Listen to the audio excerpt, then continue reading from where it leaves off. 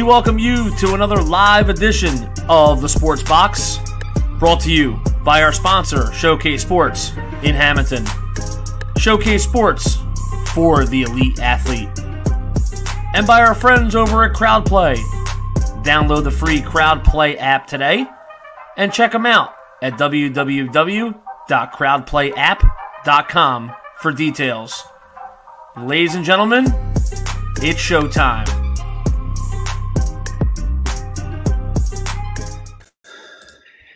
And welcome everybody to another edition here of Unsportsmanlike Conduct here on the Sports Box, here on the first day of March.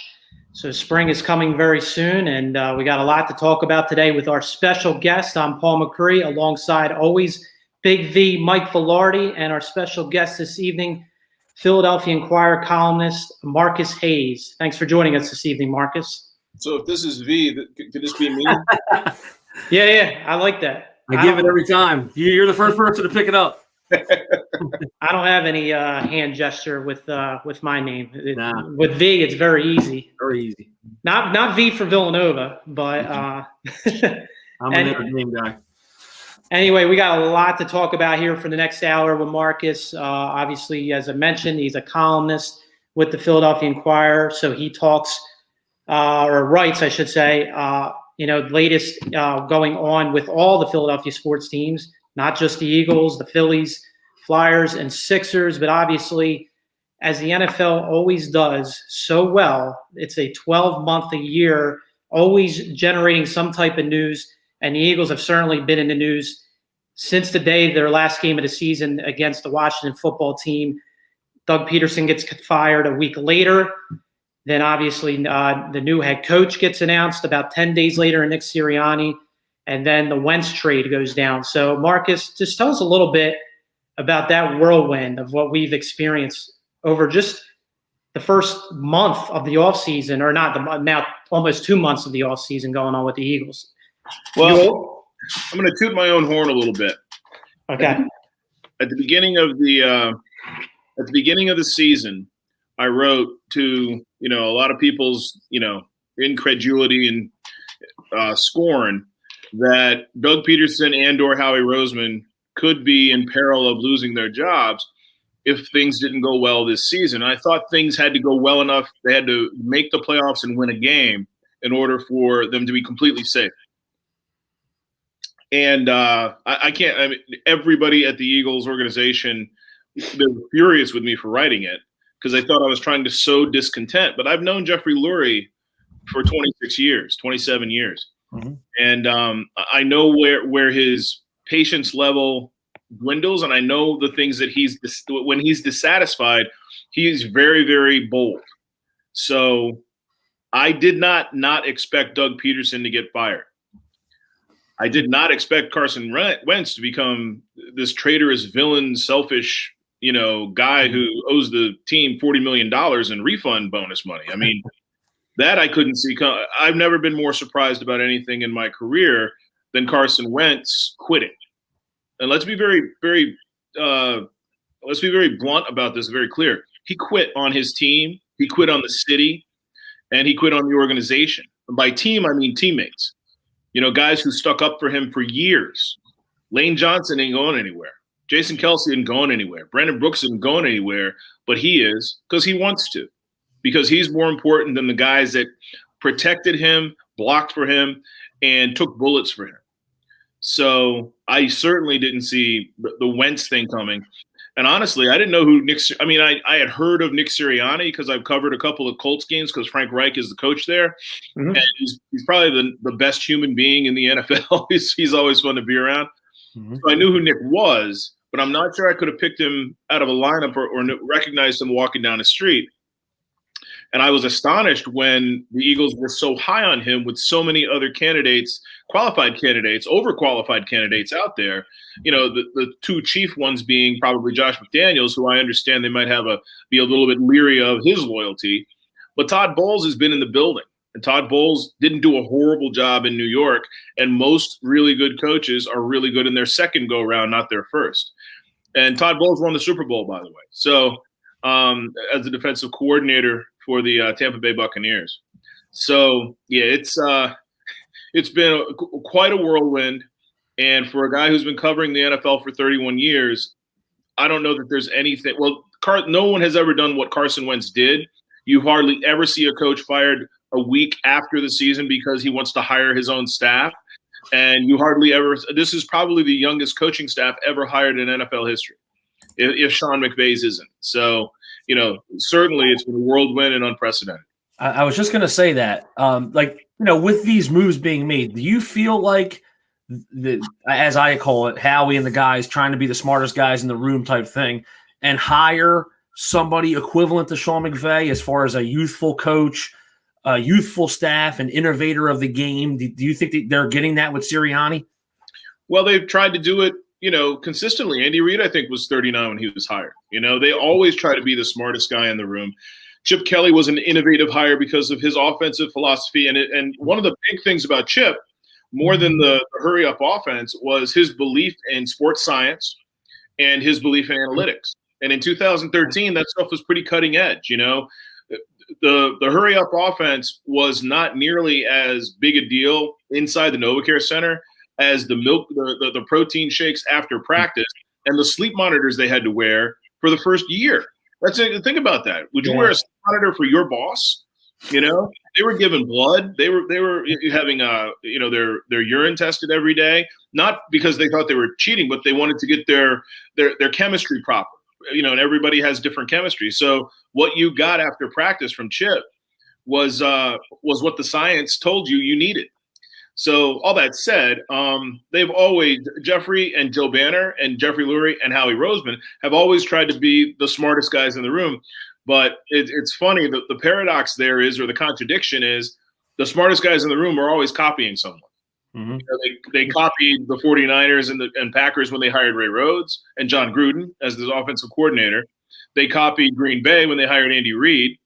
They thought they were getting the flavor of the month with Chip Kelly, and how teams have still incorporated that wide open college offensive scheme. And, I guess Doug Peterson isn't cutting edge, but Nick Sirianni certainly is, as a 39-year-old guy who's never called a play in his life. Well, you think that you have to think their respect for Frank Reich, who was in the building for a couple of years as the offensive coordinator, and that strong recommendation had a lot to do with that as well, you would think, right? Sure. I mean, and I think the person that Nick Sirianni apparently is, that's the endorsement more so than the X's and O's that they wanted from Frank Reich. That said, Frank Reich was hired by Doug Peterson because Doug Peterson is that kind of guy. And Frank Reich has been no more successful in the postseason in Indianapolis than Doug Peterson has been here without Frank Reich. So the question isn't, is Nick Sirianni qualified to do the job, for me, as much as why in the world would you fire Doug Peterson 3 seasons removed from a Super Bowl, off 2 playoff seasons, and having missed only one, with the largest injury issue in the league, and 14 different offensive line combinations in 16 weeks, and a quarterback who clearly sabotaged himself. We have a couple of questions coming in from our audience. I already know this question because you wrote an article on it, I think, today. What type of quarterback should the Eagles add to the roster? A rookie to compete with Hurts, or a vet like Jacoby Brissett who knows the offense? Well, most rookies that would compete with Hurts at this point would be high draft picks. So they probably either have to trade up, use their number 6 pick, or trade back for a project. I think that after Trevor Lawrence from Clemson, there's really no quarterback who's within a year or two of being competent in the NFL. And I think we just described Jalen Hurts. So unless you want 2 Jalen Hurtses, I'm not sure that you take a quarterback in this draft, and you're certainly not going to trade up and try to get Trevor Lawrence. I don't think that the Jaguars would allow that to happen, considering what they went through to get that pick. But again, it's funny that's kind of the question of the month, right? What are the Eagles going to do when free agency hits? Are they going to go after a quarterback? Well, apparently, sooner than later, the Washington football team is going to cut Alex Smith to save $14 million against their salary cap. To me, he's the perfect fit, assuming Jalen Hurts is going to be your quarterback going forward. He knows everybody's offense. He was in Kansas City. He was in San Francisco. He's been in Washington. I think he's been coached by 6 different head coaches, including Jim Tomasulo, and he's had at least 10 offensive coordinators. But he hasn't had the same offensive coordinator for consecutive years in 5 years. That's bad. So, but he's still got 99 wins. He's like 99, 67, and 1. So this guy can do anything, anywhere. You just put him and he was a number 1 overall pick back in 2005. So he's talented. He expects to win. He has won. He's not the best quarterback in the world, but the best quarterback in the world ain't getting cut for a $19 million salary and a $24 million cap hit. A guy like Alex Smith or a guy like Andy Dalton, those are the kind of guys that you're going to have available to you. And, Smith is a year-by-year guy. He's not 1,000% sure he's even coming back yet. So for me, this is a good spot for him. He knows the division already. He's a plug-and-play guy. He's not going to give these young coaches a headache, a young offensive coordinator, and a young quarterbacks coach, and a young head coach. He's going to do what's asked. It's almost like hiring an extra coach. It's found money as far as I'm concerned. And if Jeffrey Lurie was willing to pay $12 million in 2017 for the Nick Foles, Chase Daniel combination of quarterback expense as Carson Wentz's backup, then $6 or $7 million for Alex Smith to not have a guaranteed spot, to me isn't an outrageous price to pay. Yeah, we got some other things coming in throughout our show over the last couple of weeks as this whole Eagles thing was going down. A lot of our viewers want to know, just as Dave's saying, who's making the calls? Who's actually making? Like, is it? And I know because we read your articles. Mm-hmm. Is it Howie? Is it Jerry Lurie? Mm-hmm. Jerry Jones Lurie that we got on here? What is happening? And as Brian says, why is he called this cap genius if they can't find themselves in over by so much every time? There's something going on. What do you think about that?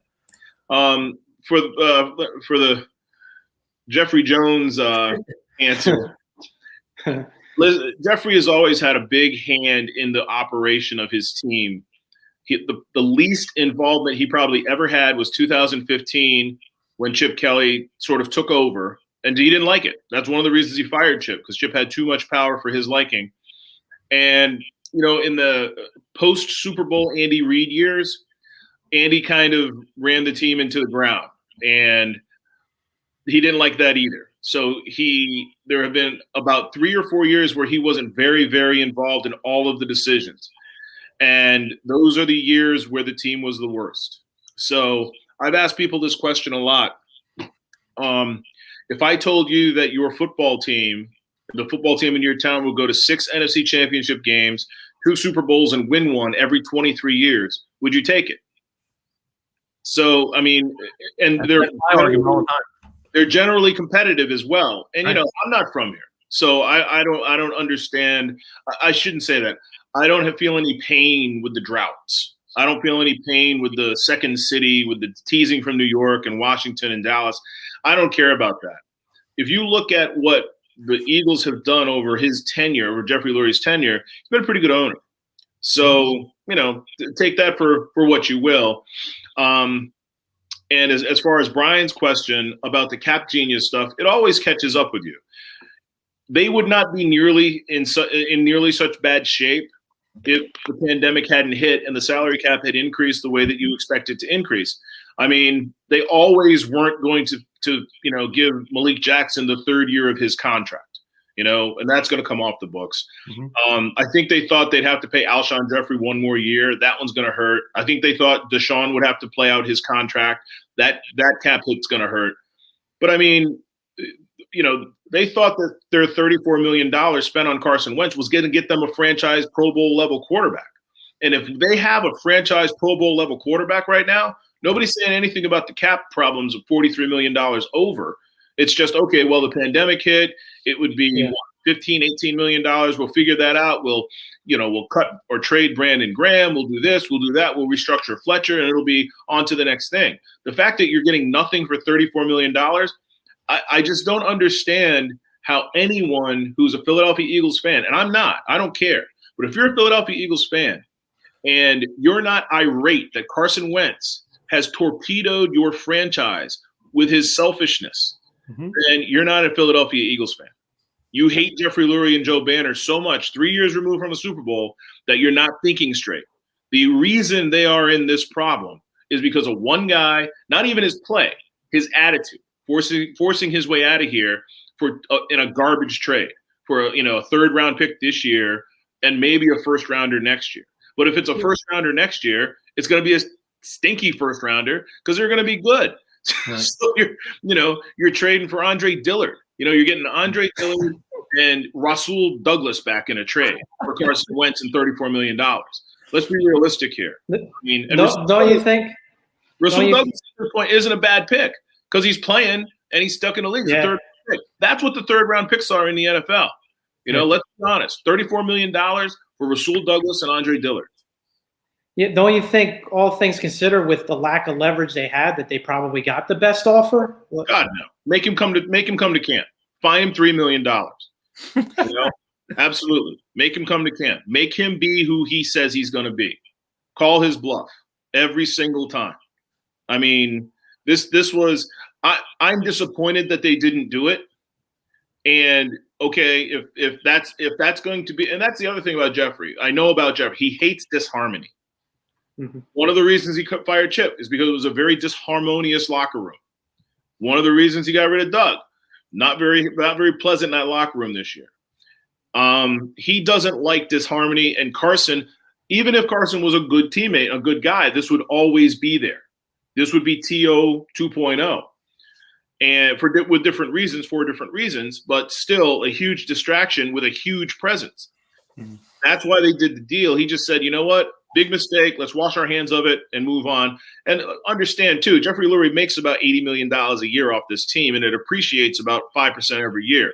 So $34 million ain't killing him. Who it's going to kill, again, are the people who pay for the TV rights and the people who pay for the tickets. It's you who are suffering for Carson Wentz's selfishness. Mm-hmm. Jeffrey Lurie is going to own the team 2 years from now. It's his toy. It's your religion. I was rereading your article today, the Alex Smith one, actually, and then the past one that you wrote. Why hasn't Howie been able to hit on these draft picks? Why did he take Arcega-Whiteside instead of DK, and 9 other teams passed on him as well? What is, like I said, I always say that smartest guy in the room mentality, but why can't they hit on one of these draft picks? The 2017 draft was abysmal. Awful. I mean, you don't even have a guy on a roster from 2 years ago. Hey, preaching to the choir. Yeah, you're preaching to the choir. Well, that's not true. I think Barnett was 2007. Yeah. I think he's probably Barnett was the first round pick in 2017. And he hasn't been good at he hasn't been a bust. He's got 19 and a half sacks. He's relatively healthy. Plays okay. He's a pretty good player. They're not going to bring him back for $10 million. If he had 2 more sacks, they probably would have. If he had 2 more sacks, he'd be a little bit better. But if he had 2 more sacks, and Sidney Jones was a total Howie, I'm the smartest guy in the room pick. Mm-hmm. Thought he was getting a bargain on him. Yeah, Rasul Douglas, I think he thought that Rasul would be a safety. I think he thought that Rasul would replace Malcolm Jenkins at the safety position by now. It wouldn't be Jalen Mills. It would be Rasul Douglas. Jim Schwartz wanted no parts of that. That's why Rasul Douglas is no longer with the team. Right. You go to 18, and we're talking about who? I think they didn't have a pick that year, right? They ended up trading down out of the first round, and then they got Goddard in the second round. It's a good pick. I mean, Goddard's going to be a real good tight end. He's going to be a top 10 tight end for a long time in the second round. That's a good pick. You go to the next season, you draft Dillard as a stash. Now, you can argue you shouldn't draft a left tackle as a stash with Jason Peters on the roster or whatever. But if that's your philosophy, if you think you got those positions, and I don't necessarily disagree with that. I love drafting and stashing linemen, usually in the 3rd, 4th, or 5th round. But if you think this guy is the deal, that's great. But that's not really a Howie pick. One of the things that Jeffrey insisted Howie do when he reascended to power in 2016 is listen to input more often. Andre Dillard is not a Howie pick. Andre Dillard is a Joe Douglas pick. Mm-hmm. And Joe Douglas had a lot of influence in the draft room, not as much in free agency. He and Andy Weidel, who Joe Douglas is now the GM in New York, and Andy Weidel has ascended to Joe Douglas's sort of, director of player personnel spot here in Philadelphia. But that is definitely a Joe Douglas pick. It's a high character guy, athletic, maybe not the toughest mental guy, maybe not the toughest mentally. But your second round pick is Miles Sanders. Miles Sanders is a good second round pick, Yeah. And then this season, but to answer your question, you look at last season in 2019, and you look at the picks. You went Andre Dillard and Miles Sanders, and then in the second round you pick J.J. Arcega-Whiteside over DK Metcalf. I can't tell you how scared they are of medical guys having drafted Sidney Jones. Yeah. I mean, they drafted a guy. So you're asking them to draft a guy who almost broke his neck and missed some of his last college season after you wasted a second round pick on Sidney Jones. So, maybe they were a little gun shy. They won't admit that, but maybe they were a little gun shy. I can understand that a little bit. And let's also not forget that I think 6 other teams didn't draft receivers as good as DK Metcalf. A.J. Brown is probably as good as DK Metcalf, but there were 6 other teams that drafted receivers who are nowhere near as good as DK Metcalf. And the Seahawks drafted twice before they drafted DK Metcalf. So I'll kind of give them a pass on that. But I got no answer for Jalen Reagor in the first round this year over Justin Jefferson. And the whole Justin Jefferson played the slot. Justin Jefferson wasn't as fast. Look, you run routes, you get open, you catch the ball. And the year before, he played on the outside. I didn't understand that whatsoever. And my favorite thing that happened in the draft in the last 15 years, if you remember, they had like some like a TV camera set up inside the Minnesota Vikings draft Zoom. Oh yeah, and they saw that after they appealed to joy. They took Jalen Reagor. Awesome. That leaves us Justin Jefferson. They got laughed at by the Vikings. Who traded Stefon Diggs for that pick? Traded Stefon Diggs to the Buffalo Bills for a guy who went to the Pro Bowl in his first season and set the rookie receiver yards record. LSU, you have 111 catches coming out, and we'll just pass on that for a guy who had 49 catches. You were talking about the Deshaun when they ended up 4.23 at Pro Day. A little bit faster than him. and Andy has all these fast guys, and they have all these fast guys in San Francisco. And I just watched the Super Bowl, and speed is the thing. I got to get the fastest guy possible, not the guy who can do the job, the guy who will win the race. Yeah, and then and also in that article you were touching on the March 2019 when they brought back Deshaun, then gave him the contract extension. Oh. After that horrendous move, and now they're releasing him, and they're eating, $17 million or whatever on that. That prevented them then going after, Stefon Diggs in a trade or, DeAndre Hopkins. So you talk about all these domino effects that one move then created, this where they couldn't go out and upgrade, their receiver position, maybe via trade when the market was there for some of those receivers. I've kind of noticed in Jeffrey's tenure that there's one big move every year that's kind of his move. And in 2017, it was letting Chase Daniel go and signing Nick Foles in his place. Again, a $12 million backup quarterback expenditure before you pay, Nate Sudfeld his $1 million or whatever. So Deshaun was that. Deshaun was, I'm going to, beg forgiveness of the karmic forces that I allowed to trade Deshaun away and smear him as a gangster thug on the way out. I'm going to make this right. But Deshaun had only played about 12 games a season, 3 seasons before that, and old guys who are fast get hurt. And that's what happened 2 years in a row. The old guy who's fast got hurt. So, if you want to blame somebody for that one, I'd blame Jeffrey more than Howie. Couple more things on the message board. I believe that you said this in your article. Love that they went all Mike Mamula on Reagor over Jefferson. That was right. And Brian asked, which everybody wants to know opinions on, do you think that they were wrong to not trade up for CeeDee Lamb? No. They could have had Justin Jefferson. Well, I guess Justin Jefferson was right there. Let's take him out of it. didn't exist, Yeah, right. then right. I would trade up for CeeDee Lamb. But if you trade up for CeeDee Lamb, you don't get Jalen Hurts. And I believe Jalen Hurts was a good pick. I don't think that you could forecast that if this was the reason Carson Wentz went bluey in his head, you couldn't forecast that. Jalen Hurts is a project second-round guy who should threaten no one. I mean, if you look at what happened when the Eagles drafted Kevin Cobb with a much higher, I think 20 spots higher, when they drafted Aaron Rodgers in the first round behind Brett Favre, those two guys went to Pro Bowls after that. Aaron Rodgers had a first-round pick drafted behind him this year, and he won the MVP. You expect Carson Wentz to see this kid and say, "What, are you kidding me? Get off my heels." Exactly. So, yeah, if you trade up for CeeDee Lamb, that's going to cost you that second-round pick, which is going to cost you Jalen Hurts. So let's pretend then that Carson Wentz is this bad without Jalen Hurts being in the building. So you could have had in all actuality, you don't make that Rieger pick. You still get Justin Jefferson. You're still going to get Jalen Hurts at that pick at 52. Right. Nobody wanted him there. Well, how about Jeremy Chin in the second round? You know, he got taken late. He got taken later in the second round by Carolina.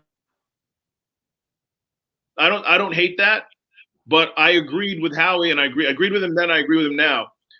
It's easier to find a safety that can play or sign a safety that can play than it is to find a really good backup quarterback. And when Carson Wentz is your starter and he's been hurt every year, if you count the playoffs, in preseason, he's been hurt every single season for the last 5 years. You got to have a good backup. Now, if you're not going to sign one or trade for one, then you draft one, a guy who you think can keep you going for 4 or 5 games. And, you know, there's Nate Sudfeld as well. But you know who they should have acquired if they really wanted to win last year? They should have traded a 4th-round pick for Nick Foles. That's what you do if you want to win, and you don't care about the psyche of your starting quarterback. Now, if Nick Foles comes here and Carson goes blue, everybody understands it. They drafted Jalen Hurts to protect Carson Wentz's psyche. But Carson Wentz was too fragile for even that, you know, from what we know. But no, Jeremy Chin, I don't hate that. As long as you have another avenue to back up Carson Wentz, because you know, let's be realistic. Nate Sudfeld is a clipboard holding guy. He's a guy that knows the system. He's like a third coach. He's like an extra coach. He's not an NFL quarterback, and they knew that. That's the other. I mean, they knew that Nate Sudfeld couldn't be the backup quarterback. That's why they drafted Jalen Hurts. They don't waste that pick. They use that pick if they have faith in Nate Sudfeld. So as we go now into obviously free agency coming up, which we don't figure they're going to be a factor in free agency because they don't have the cap space, and nor should they be doing it. Right. But we're talking about the draft in late April, 4 picks in the top 100. What would you do with those picks in the first 2 days, especially because I think second and third round is very important for them. I saw a mock draft today with them taking Mac Jones at number 6. I'm like, what is happening? Yeah. Oh. Well, everybody's very interested in the Kyle Pitts, the tight end, the local tight end. Yeah, from Florida. This is a tight end rich draft. This is going to be a tight end since Aaron Hernandez, you know, and I know he's got the issues or had the issues or whatever. Since Aaron Hernandez and Rob Gronkowski had those good seasons together, the NFL realized the way the league is officiated and the quality of athlete coming out at the tight end position and the quality of defensive linemen and blitzer that they have now, or the 3-4 defense with the linebackers coming in, you got to get rid of the ball fast. You need big targets, and they need to be good athletes. Those are the teams that win. Mm-hmm. You know, Gronk won a Super Bowl this year. Kelsey won a Super Bowl last year. You know, the Eagles won a Super Bowl in 2017, and the tight end caught the big pass. Zach Ertz caught the touchdown pass. So this is a very tight end rich draft, and I think it's at least 2 rounds deep with guys who are approaching Dallas Goedert's ability. And they don't need a guy better than Dallas Goedert. They need a guy as good as Dallas Goedert because Dallas Goedert's really good. He might be their best offensive player right now if those offensive linemen aren't healthy. So I like a tight end early, not necessarily at number 6. And I'd love it if they trade back because I think this is a pretty rich draft in the positions they kind of need. And I think those positions are linebacker, as always, cornerback, as always, and I think they need a tight end. So obviously it's always best player available. At least you try to go with that strategy, but you wouldn't take a receiver at all early? I mean, of course. I wouldn't trade up for one. Right. I wouldn't do that either. Yeah. But I love Devontae. I think Devontae Smith is going to be the exception. He's small and he's light, but so are, Marvin Harrison and Reggie Wayne. You don't have to be giant, especially with an accurate quarterback and in this league now where you can't hit anybody anymore going over the middle. So, yeah, if Devontae Smith is there or if they think they can trade back and still get him, I like him. But there like 7 receivers in the top in the first 2 rounds who should be difference makers. They just have so many holes, and I know receivers are attractive, but I can't see them spending a first-round pick on receivers in consecutive drafts. I just can't see them doing that, especially when they don't know if they have a quarterback. Well, that's the thing. I was just getting ready to say. Let's say Zach Wilson, Justin Fields, somebody magically slides to number 6. Does Howie lick his chops and be like, "We're taking one of them"? Do you think that any of them will be better than Jalen Hurts in 3 years? I don't think anybody besides Trevor Lawrence is a real one to go with. I just can't see that. I don't see the logic behind that unless you have a trade partner for Jalen Hurts, and you're ready. Which is a possibility. Which is a total reset at that point, but not terrible. I mean, you've got a guy who started 4 games, and you don't really have anything invested in him, and vice versa. And he's a great option for another team. If you can pick up another pick, early second round, late first round pick for Jalen Hurts and draft a quarterback that you like, I just don't see anybody better than Jalen Hurts. And I think Jalen Hurts is going to be really good. Jalen Hurts is a winner. It's hard to find guys who are selfless, smart, willing to make plays, and have good ability. He reminds me of Russell Wilson more than anybody else. Dak Prescott a little bit. Just guys who, at the end of the game, the only stat they care about is the score. And that's true. Both of those guys. They just don't care about anything except winning. They're athletes. They're not, quarterbacks. Marcus, you said a name that's very interesting. We do have 2 Cowboys fans that are hosts. You said Dak Prescott. One of our hosts absolutely hates him as their quarterback. Is that right? Yes. Well, he's actually Brian. That person's insane because Dak Prescott is really special. Uh-oh. Well, I want to see if I think he's very solid too. I think he's very solid. And he's got great weapons. He's got a good offensive line. He's got receivers out the wazoo, but he makes the plays and he makes the right plays. And I got to say, my job is kind of weird, right? I'm not always around the Philly teams all the time. I get to travel a little bit and be around other teams. It's been a long time since I've been around an athlete who has the leadership qualities, the charisma and character of Dak Prescott. I mean, I came back from Dallas last year. I spent a week in Dallas before Dallas week. I think it was when Doug Peterson guaranteed a victory or something like that. I was down there for the whole week. And Dak Prescott was just incredibly impressive. Just totally accountable. It was his franchise. It was his locker room. And there's some big people. There's some big names in that locker room. Witten was in that locker room. Zeke is in that locker room. Cooper's in that locker room. Marcus Lawrence is in that locker room. Dak is the unquestioned leader. And going back to Philadelphia, I was like, that guy's a much better leader than this guy here. That he's inclusive of everyone. He takes all the bullets. He's aware of everything. There's no cliche. He's just that guy. He's a very, very impressive guy. And again, I don't have any skin in the game. I'm not an Eagles fan. I'm not a Cowboys fan. I'm not a fan of any team or any guy. But he, objectively speaking, he's just a very, very charismatic, powerful leader, and will be no matter where he goes. Well, there's the comment right there. He feels he's not worth $40 million because he's elevated by his surroundings. Well, here's the question: would you rather have someone who isn't? Knowing Brian, he'll probably end up popping on the show right now. So. I don't understand the logic. If you say this guy's only good because of the people around him, that's exactly the plan. That's the whole plan. What you do is get somebody who can be elevated by the three pieces around him. If you think Jalen Hurts is going to go to Dallas and go to the Pro Bowl, you got another thing coming. I mean, you think Jared Goff is going to go there and go to the Pro Bowl, you got another thing coming. I mean, yeah, the reason he succeeds, the reason he's been successful is because he uses the pieces around him properly. You don't have to be the best player on the team. You don't have to be the most talented player on the team to be the most valuable player on the team. The most valuable player on any football team is a competent quarterback. You don't have to be great. Joe Flacco ain't great. So then why won't they give him the contract and the money? Why do they want to franchise him again? Why won't – are they afraid of something like Wentz or Goff happening to them?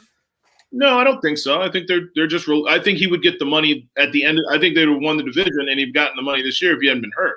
Yeah, if he didn't get hurt, he would have got paid. And before the injury, and I know it was only 4 or 5 games before it happened. I mean, he was phenomenal, and their defense was dreadful. I mean, they were 2-3, but they weren't 2-3 because of Dak Prescott. Not at all. I mean, the defense was giving up, 200 rushing yards a game and 30 something points a game. I mean, it was just. And I'm not here to say Dak Prescott's a perennial MVP candidate. The quarterback market is what it is. Dak Prescott's going to get paid somewhere. And Dallas has a lot of contracts out already. Zeke's getting paid. Cooper's getting paid. A lot of guys are getting paid. And a lot of guys still got to get paid. Some of those linemen got to get paid again. So I understand, how all that works. And franchising him, it's not the worst gig in the world. But locking yourself into $40 million a year for 10 years or whatever it's going to be, that's a big jump. But that's what the market is. And please, understand. Jerry Jones isn't going to be homeless if he gives Dak Prescott $40 million a year. Of course not. So, there is no sympathy on my end for how the quarterback market has become inflated. And as an aside, we talk about Howie Roseman and the cap issues and stuff like that. If Carson Wentz was a mediocre quarterback who returned to the Eagles this year, he'd be a bargain. Yep. Because of Howie Roseman signing him before all these other guys got signed. We agree with. I mean, yeah. I understand what you're saying. We hear it a lot from some people, with differing opinions, obviously, about if he's worth it, if he's not worth it. But Marcus, we're going to shift gears here. We got to get to some Philly stuff, and you wrote a nice little article on the Phillies and Odubel Herrera being brought back for. Well, I guess he spent time. Was it last year? There wasn't a minor league season, but he was down with the Phillies. They decided to bring him to camp this year. I know the guys on WIP went crazy about this, that they shouldn't have brought him back. What are your thoughts on this? This is a very visceral and not a very logical take, but let's frame this properly. The Phillies are required by Major League Baseball and the agreement with the Players Association to give Odubel Herrera a chance to make the team. They were required to do that in 2020. Mm-hmm. From my perspective, they're no longer required to do that. Mm. Odubel Herrera he served his 85-game suspension. He went to spring training last year with the minor leaguers, and he's back this year. At this point, I would just cut him and take the $13 million loss. Right. Because it's hard for me personally to look at a guy who put his hand around his girlfriend's throat and tried to choke the life out of her to the degree that his handprint was left on her neck. Hmm. If you use a knife on somebody, it's a tool. There's a disassociation. If you use a gun, there's a tool. If you hit somebody in the face, there's a chance it's not going to hurt very much. But if you look them in the eye and put your hand around their neck and squeeze, then there's something wrong with you. That's much more personal. That's much more evil. And that's something I personally can't get past. You amongst a lot of other people too. In the column I wrote, take your hand, wrap it around your own throat, and squeeze harder.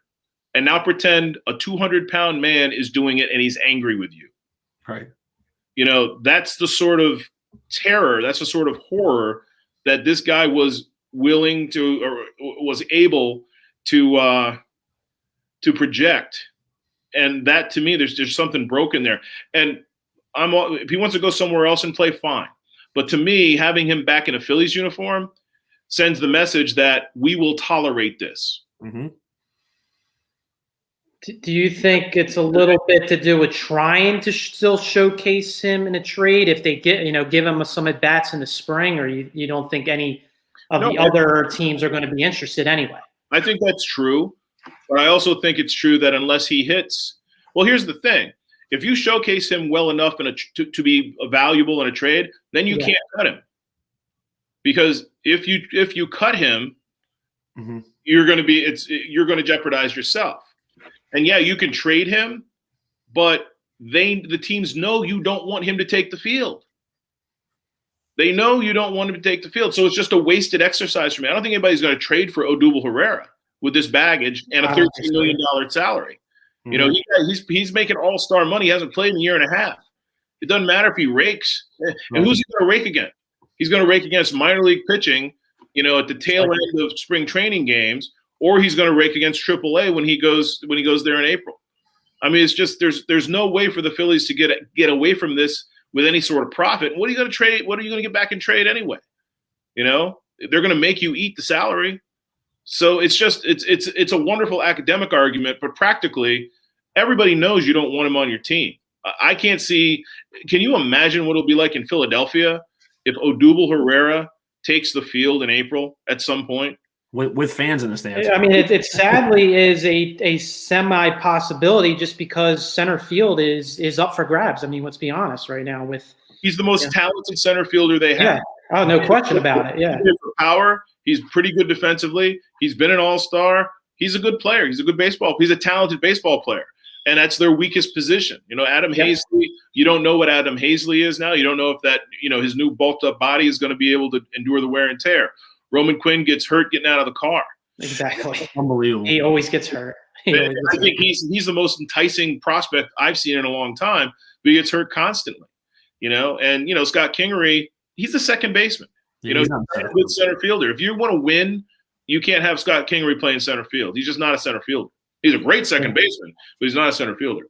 Right. I think right now they're just trying to – it's almost like right now they're kind of built like a team that was expecting – that the DH was going to come back again this year. They have a lot of guys that, sure, if they hit, they're great, but they're not very good defensively.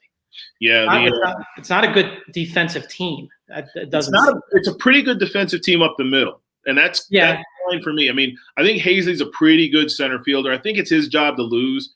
He's a pretty good center fielder. Roman Quinn's a spectacular center fielder with a great arm, and I think that Joe Girardi would prefer him to play center field most days.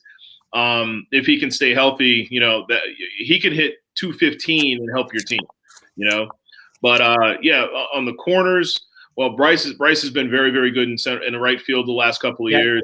I don't understand, why Rhys Hoskins isn't a better first baseman. Alec Bowen probably shouldn't be playing third base, and Andrew Kutch finished and left. So you're shaky everywhere except up the middle. Kutch would have been a nice DH for you, unfortunately.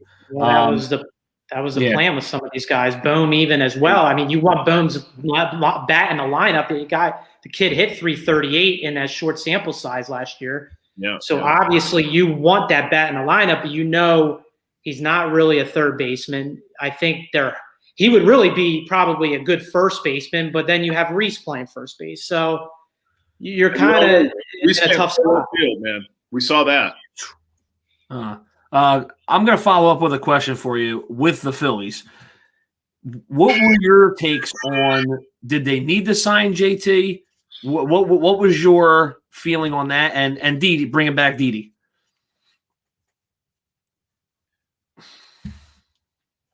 I love it. I love them both. I love both moves. They were no-brainers to me. Exactly. I feel the same way. And let's admit it. Matt Klentak was right. He was right about the market. About Jake Arrieta. Mm-hmm. He was right about Bryce Harper. He was right about Zach Wheeler. And he was right about JT Realmuto. JT Realmuto is the Dak Prescott of that clubhouse. It's his. I mean, Rhys Hoskins is the spokesperson. JT is the boss. Mm-hmm. And Bryce Harper told you that JT was the boss. He made no bones about it. That everything sort of runs through JT, and it's not by design. It's just by his nature. And I'm glad that he's back. Didi Gregorius is probably the best shortstop entity they've had since 2012, 2013. Mm-hmm. And he's a grown man too. He's going to show up. He's going to be professional. He's going to make the plays he's supposed to make, and he's going to pay attention on every play. He's not going to have to think about it the way Kingery had to think about it because he's not a natural shortstop. I love both signings, and I know Dave Dombrowski is going to get a lot of credit for doing both of them, but they would have both been re-signed by Matt Klentak as well. Yeah, I mean, this is if you look at this is the fifth best offense. I mean, I know once again short sample size, 60-game season last year, but this was a pretty good offense last year, and we all know the reason why they didn't make the playoffs was because of historically bad bullpen. Right. So they're a bunch of professional hitters. Right. One of the things my favorite part of every spring training is talking to Charlie Manuel and Larry Boa, because they can't lie. They won't always talk to you on the record, but they'll tell you the truth. And both of them are overwhelmed at the lineup chemistry of this team, especially if Kingery's in the lineup and he doesn't try to hit home runs, and especially if Rhys Hoskins goes the other way. And I think one of the great things that Rhys Hoskins did during that, absolutely incendiary debut he had a few years ago was he took the ball to right field because he was happy to be playing in the major leagues and not trying to hit home runs and get a contract. Well, who does that really well now as a young guy? Alec Boehm. So I think Alec Boehm is going to be a good example, believe it or not, for Rhys Hoskins. When Rhys Hoskins and Alec Boehm, who are gigantic men, trust their strength and understand the, absurdly, little league dimensions of the ballpark they're playing in, and will take it to right field the way that Manny Ramirez would rake here when he'd come in. Yep. That is a huge difference maker for me with this lineup. And I believe that Charlie and Larry are excited to watch this lineup because they believe that that's going to happen a lot. When I just thought about it when you were talking about it, I think that Boehm has that Jason Worth type body, in that tall, lanky, can hit the ball all over the place. Mm-hmm. But going with, you were talking highly of Klentak. Chris says, sounds like you like Klentak. He thought he had to go. What do you think of them letting him go? Was it the right move? And was Dave Dombrowski a good hire for them? Well, they haven't, have they? No, they didn't let him go. He's still with them. And they're still making moves that he said that they should make. So he's an advisor, right? Or whatever. What's his title right now? I thought I just saw it. I'm not sure what his title is, but I know he's got Dave Dombrowski's number. And they made Ned Rice the general manager.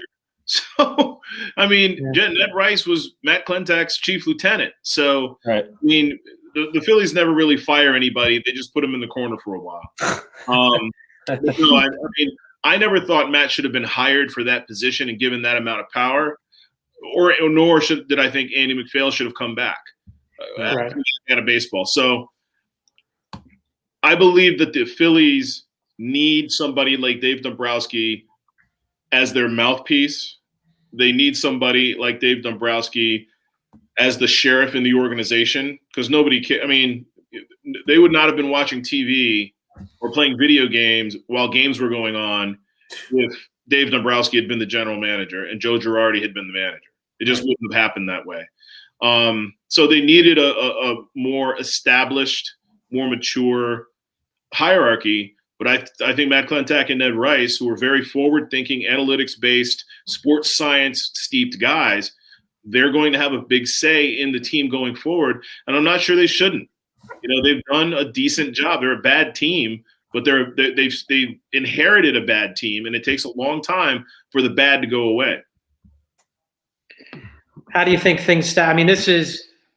You can make a pretty good argument. This is the best division in baseball, top to bottom. Every team is going to be at the very least competitive. The Marlins, I know once again, short sample size, they did make the playoffs and made some noise in that brief series against the Cubs. They're a young team, but they have, a very good farm system, and they're, even though they're picked to finish last, they're still going to be a pain in the side of the Phillies, and Phillies haven't played the Marlins well. over the last 3 or 4 years. So how do you think everything stacks up for the Phillies in this very, very competitive, maybe the best division in baseball? Yeah, I'm not sure who's picking them last. If they're picking them last, they haven't seen the Phillies. The Phillies aren't a very. No, I'm just saying the Marlins. They're picking the Marlins last, but the Marlins. I hear what you're saying. I don't know why they're being picked last. I mean, they're not a bad team, and the Phillies are. Phillies are a very flawed team still. I mean, Zach Wheeler's a very good number 1 pitcher. Noel's a really good number 3. He's a pretty good number 2, but he's not an ace. When he's on, he's great. But he's so I said that to say the front end of your starting rotation, which is probably supposed to be the best part of your team, it's not that good. And we'll look at the drop off behind that. And I'm a big Zach Eflin guy. I think he'd be a great 4 or 5 guy in most teams.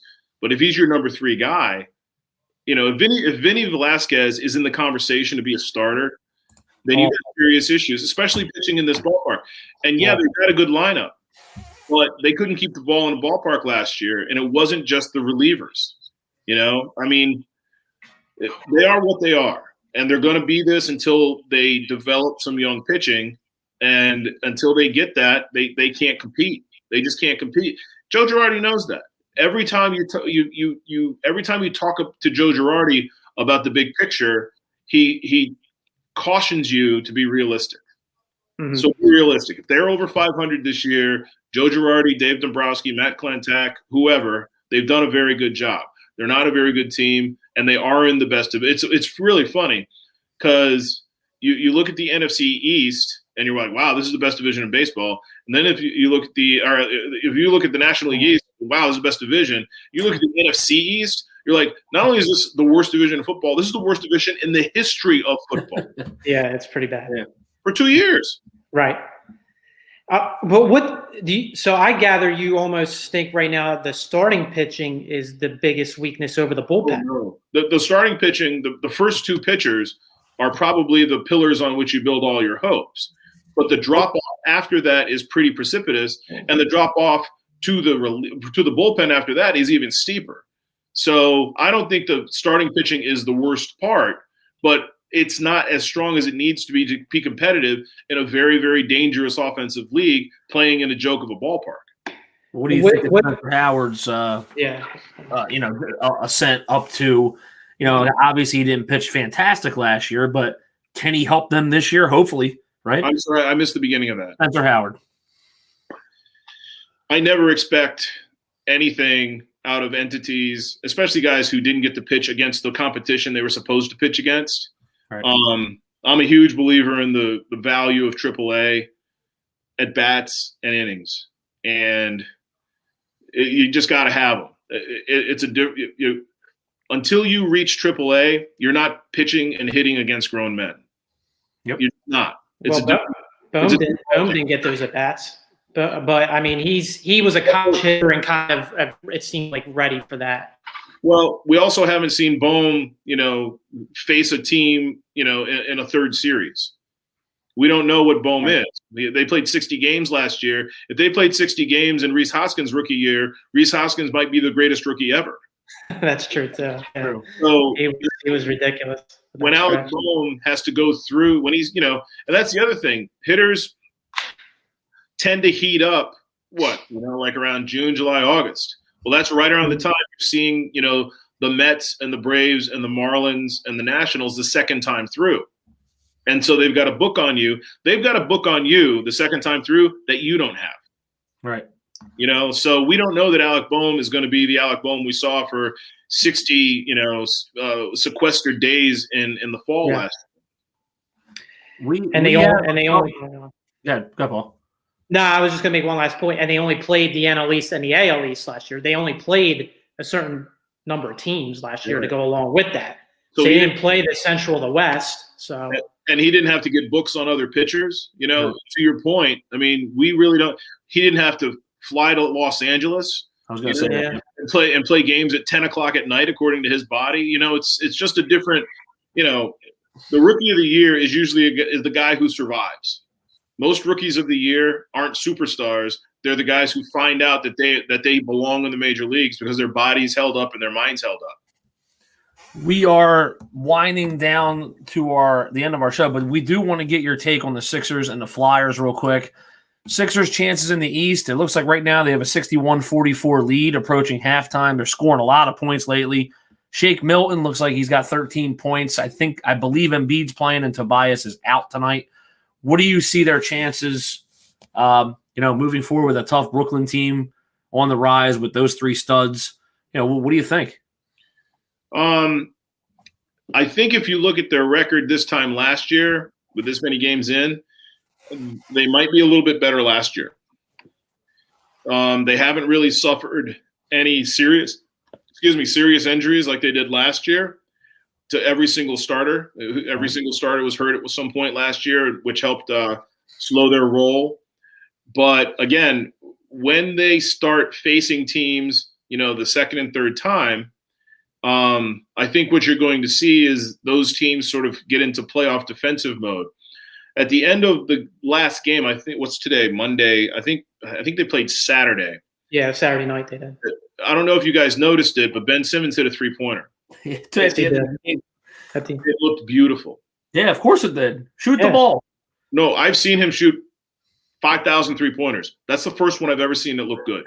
And that is the sort of thing that entices me. If you can get Ben Simmons to take 3-pointers a game by the end of this season, then they have a chance to beat the Bucks. If you can get him to make one of those three by the end of the season, they have a chance to beat the Nets.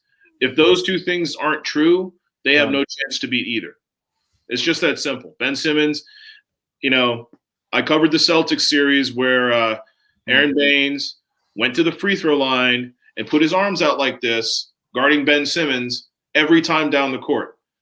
And at the end of that series, Ben Simmons I think the fourth or fifth game of that series, Ben Simmons had a chance to win the game with a 6-foot jump shot, and he passed it out because he didn't want to take the shot and he didn't want to get fouled. Mm-hmm. He's the same guy today. Until he overcomes those compulsions, those fears, they're not a playoff. They're not a championship contender, and I don't think they can get to the Eastern Conference Finals. So regardless of any move they make at the deadline, it still comes down, you think, to Ben Simmons as the most important player, regardless of Embiid's MVP, obviously pace to this point. Number 25 is the most important part. He's not the most important player. He's the weakest link. Offensively, his offense is the weakest link, and teams always go after the weakest link. They also don't have a great bench, which isn't going to help them unless they move maybe like Seth Curry to the bench or Danny Green to the bench and enhance the bench and start Tybal or start Shake or something like that. But if Ben Simmons is playing 38 minutes a game and not shooting from the outside, they become a much weaker team, a much easier team to defend. And you're talking about 7-game series and extended strategies, and they're scheming for that in practice. They're not doing that right now. They're just trying to not catch coronavirus, and they're trying to keep Lou Williams at a strip club. It's funny. I thought, I don't know, Paul, if we heard this correctly that I did, but apparently they said that they acquired Kyle Lowry today. There was a tweet out by Shams. I didn't see that. And then he deleted the tweet real quick. So I don't know if he was getting ready to tweet something out. And I didn't hear that.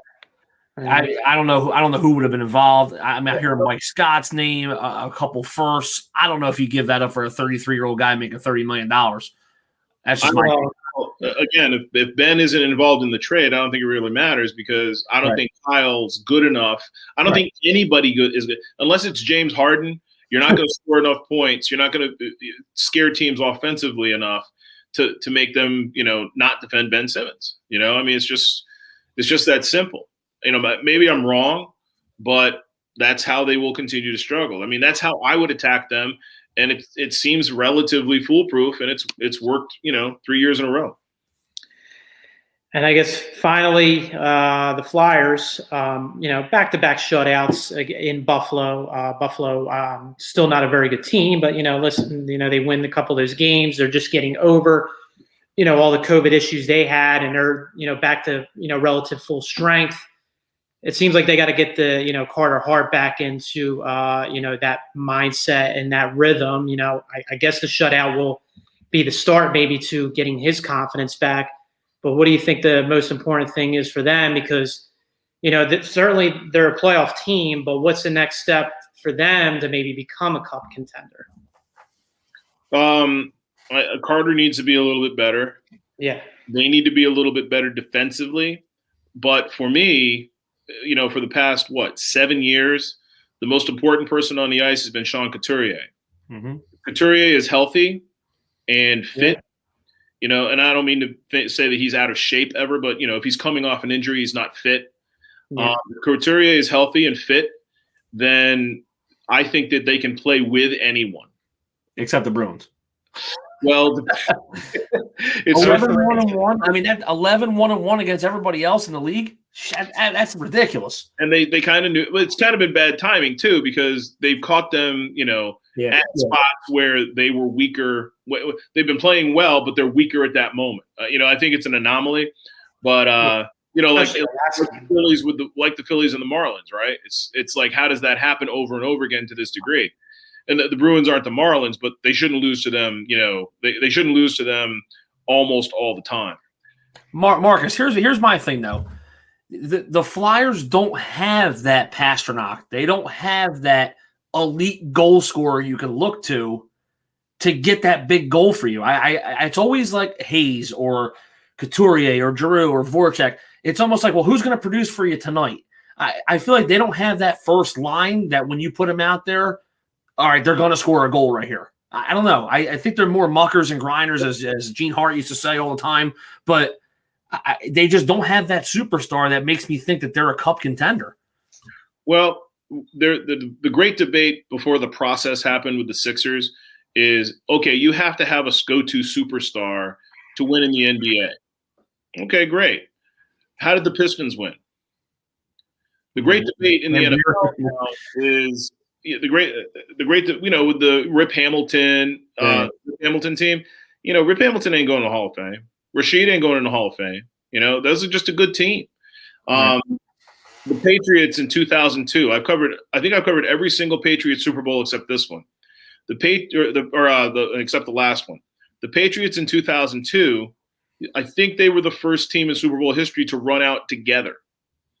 That was the year that, it was Brady's first year starting every game, I think. So, who was the best player on that team? There you go. Who was the best player on the Patriots' first 2 Super Bowl winning teams? And it wasn't close. I'm trying to think myself now, too. Somebody on defense. Yep. Teddy Bruce. That right. Bruce? Not Nope. Bruce. Harrison, right? Ronnie Harrison? No? They built the entire defense around this guy. Wilfork? Pro Bowler. Huh? Wilfork? Mm-mm. Was he there? He was there then, right? Richard Seymour. That's true, yeah.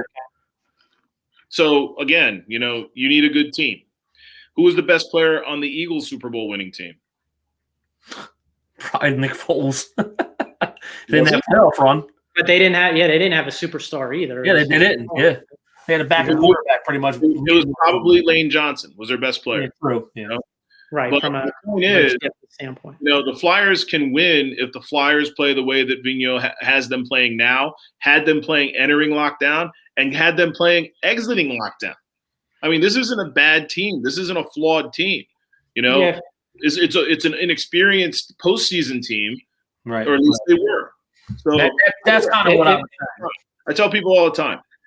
I enjoyed watching last year's Flyers team, being around last year's Flyers team, as much as I've enjoyed being around any of the Philly teams I've been around since I've been in Philadelphia for 26 years. That includes the 08 Phillies, the 07 Phillies, who were a lot of fun as well, the Super Bowl Eagles, who were not a lot of fun to be around. They're just, they're a bunch of when guys think they're underdogs, they hate everybody. So they're not a lot of fun to be around. That's true. Yeah. Some of McNabb's teams with like Hugh Douglas and Troy Vincent and those guys on them, those were fun teams to be around. But this Flyers team is fun to be around. They're accountable. Kevin Hayes makes a huge charisma difference in that clubhouse, even when he's not playing well. James Van Riemsdyk has grown up finally. He's become playing very well this year. And when you get guys like Gostisbehere, with a little grit, with a little edge, when that happens, and Couturier, plays like a man like he did yesterday, they can beat anybody. Marcus, Yeah, I got a question I want to ask you before you leave. I was thinking about this. Being a sports writer, being around athletes, do you have a favorite athlete that you've covered or a favorite story that you've written that just sticks out in your mind over all these years? Yeah, they're my favorite moment and my favorite athlete to be around. I'll tell you each.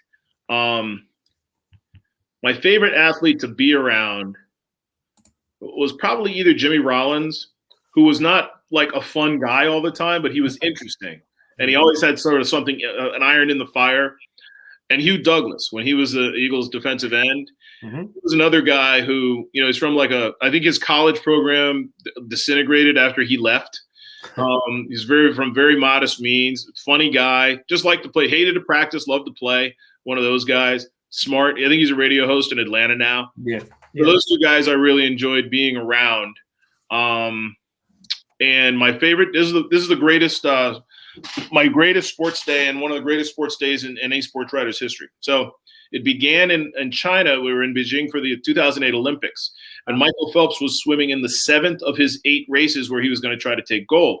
And if you remember that race, there was a controversy at the end of it because it looked like he was going to lose to the Serbian, and he surged at the very end, and it looked like it was a tie. Well, they gave it to Phelps. So the Serbian contingent was irate. So 10 minutes after they finally touched, I had the head of the Serbian Olympic contingent yelling to me, not yelling at me, but yelling to me about how Omega, who sponsors Michael Phelps, rigged the timer to give it to Michael Phelps. Oh my God. So this isn't like Fred from Serbia. This is the secretary. I can't remember, the deputy secretary of the Serbian contingent, right? And that was awesome. Then the Serbian guy comes out and he says, I know they said I lost the race, but I'm probably going to be more famous for losing the race than I would be if I'd won it. Yeah, right. The kicker was, this guy wasn't from Serbia. He was from Fresno. He was a swimmer at Cal, and his dad was Serbian. That's how he got on the Serbian team. Oh, really? Yeah. And then Phelps finally comes out and says, I don't know, because he's Phelps, he's probably high. So anyway, probably was then. Yeah. So that was the morning. So we don't have myself and the reporters that are kind of doing the same assignment I'm doing. We don't have anything to do until 7:00 that night. So we take a cab to the Great Wall of China. Oh, wow. And we spend the afternoon at the Great Wall of China, going around the Great Wall of China, which is not really a wall as much as it's like a castle wall, It's like 30 feet high, 50 feet high in some places, built on the side of a mountain. People would live 4 or 5 generations just in like a 10-mile stretch of the wall. It took forever to build. So we went there, and we came back, and we had Hard Rock Cafe hamburgers and French fries, which was great because we'd been there for 2 weeks eating, Aramark food or Chinese food. Oh, man. So then we get back over to what they called the Bird's Nest. That's what they called the stadium, to see the 200-meter. And that was the 200-meter in which Usain Bolt, broke the last world record. And it's the one where he turned and looked at the clock. It was just a spectacular moment. And because it was China, where it's, communism and fascism, the press seating for the race was the finish line. Oh, wow. I was probably 40 yards from Usain Bolt winning the 200-meter and setting the world record. That's awesome. So then afterward, Usain Bolt, it takes him probably 35, 40 minutes to come in off the track to do his press conference. And it's a big room, probably, 800 square foot room, bunch of chairs and a dais, like a table up front. And Usain Bolt sits down at it. He's got his gold medal on. And the moderator says, okay, we have Usain Bolt. He says, wait. There are TVs, flat screen TVs, lined up all around the room. So if you're in the room, you can watch what's going on no matter what chair you're in. Well, it's showing a replay of the 200 meters. And so Usain Bolt is watching Usain Bolt win the 200 meters. And he watches, and the whole room goes just totally quiet. You hear the starter's gun, and you see Usain Bolt take off. And if you're watching Usain Bolt, you're watching him watch himself. And he's going like this around the TVs, like he's running around the room. And then he finishes, he wins, right? And then he sits back and he says, "Man, that guy is fast." Great. So that was my greatest day as a sports writer. And the whole experience itself, just being at the Olympics, you know what I mean, and covering the Olympics. I mean, that's gotta be better than any sporting event. Women's beach volleyball in the morning, Usain Bolt at night. Awesome. Sports writing. Well, that's great. Thank you for sharing that story. Obviously, talking to us about all the current Philadelphia sports landscape and what's going on. Thank you to all the viewers that obviously commented and had questions for Marcus as well. So we're just about to wrap things up here on the Sports Box here on Sportsmanlike Conduct. Once again, thank you, Marcus, for taking time out of your schedule to be with us here over the last now hour and 10 minutes. So really appreciate that. And that is all we got for this evening. We'd love to have you on again if you ever want to come on. No. Yeah, absolutely. I'm going to visit Showcase Sports first. Is that all right? Yes. Yeah. That's our main sponsor now, Showcase Sports. Yep. So that's it for tonight. Thanks for everybody for chiming in and joining us. Paul Macrie once again, alongside Big V, Mike Velardi, and special guest this evening, Marcus Hayes.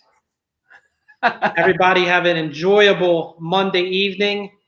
Have a great week, and we will see you next Monday, here on the Sports Box, the Unsportsmanlike Conduct.